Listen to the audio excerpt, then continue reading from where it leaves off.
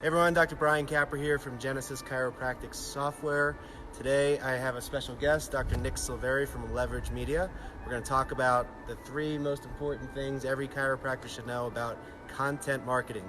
It's a really important part about in your marketing program or plan these days.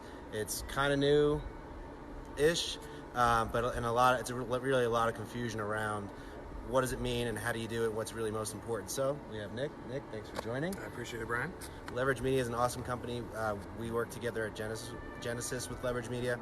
A lot of really successful docs I know also use Nick's company here. So What are the three most important things that every doctor should know about content marketing? So the first one is that you should be doing content. Like, there are so many chiropractors that are wasting their expertise by just like hiding in their office. You know, they're just like they like keep it all to themselves. They're like afraid of what they're going to look like on camera or what they sound like or whatever it might be, but they just don't. A lot of it actually is like they're afraid of like the technical side of it. Mm-hmm. Like what we're doing right now, we literally like press the button to go live, and it's a lot easier than you think. Exactly. Typically. Like we're just like when we made it into like you need to shoot the video, then you need to edit the video. It just wasn't getting done. Right. Now it's like now you're getting into the rhythm of it. Now it's easier because once you start doing it, you actually start to try to perfect the process. So number one is do it. And that is either video or written, meaning blogs. If you're not great on video, do blogs.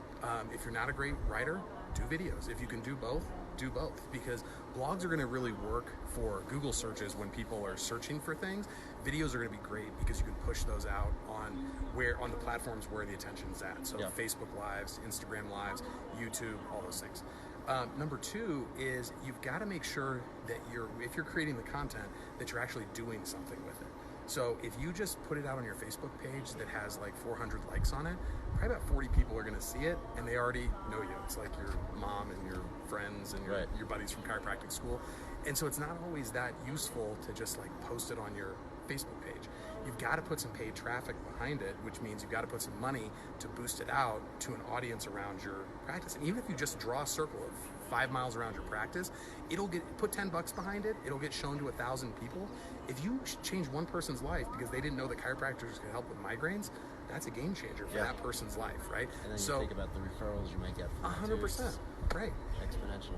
And then the third thing is, for me, is always make sure that you're going into a video with the intention of changing one person's life.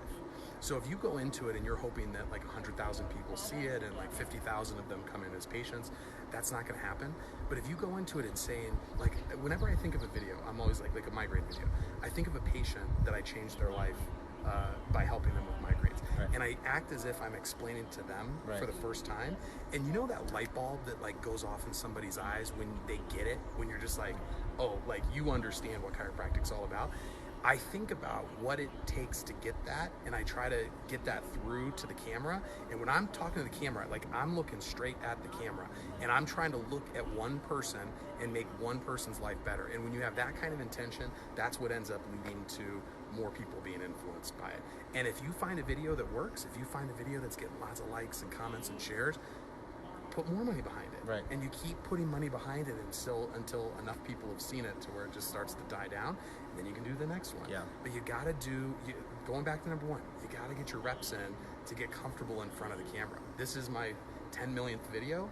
The first video was a little bit more awkward than this one. Yeah, and Nick's been a big help for me.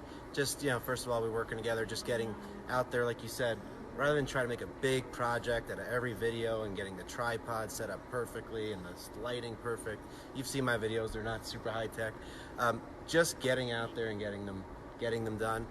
Create, like a topic with, just think of the three things about that thing like we just did. We just literally sat here, talked for 1 minute, I typed it, and just start the video. You'll be surprised how much you have in your head, and just start getting the videos done.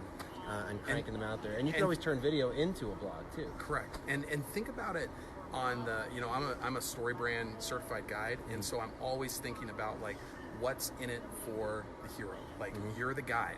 Always think about, like, the person that you're trying to influence on the other side of the camera, what is it that they care about? You don't need to talk about the things that you care about. You got to talk about the things that they care about. Right. So that's a little bonus. That's number 4. Well, thanks so much, everyone. Thanks, Nick, for joining, and we will see you next time. We have a special guest video camera guy here, too. Thank you.